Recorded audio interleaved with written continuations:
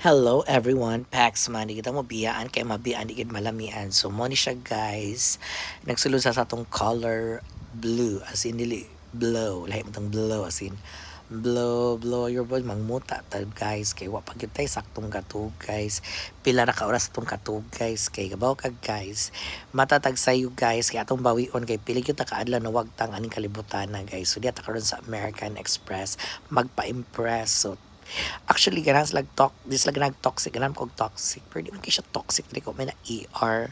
Dagan lang dili mga clinic rest, kaning urasa. So, man na siya guys, mag-mask na guys. Kay, may na lang cover up ang atong mga kuan. Hagarda Versosa, Sam Versosa, hanggang sa, sa, sa, sakiyan kita.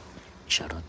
So if you're watching this guys today, so maayong gabi so mo ni siya guys. So second day, so kagahapon mapati pag-abot sa to last trip jud delayed flight. Thank you AirAsia. Bisa ako flight 9 o'clock. Naabot nag alas 12.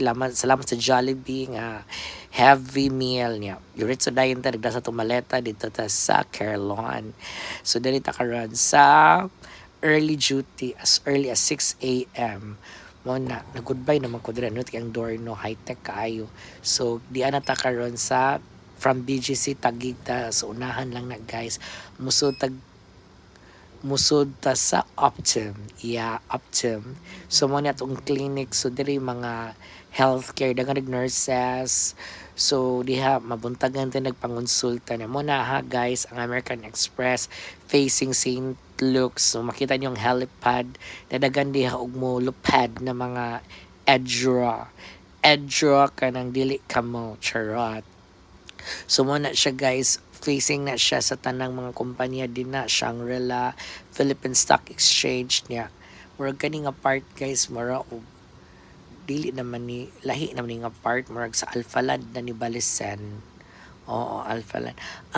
Bale, nag-Alphaland pa di ay ko guys. Oy, so mo ni siya guys ang tracking niya. Mo ni ang British School Manila.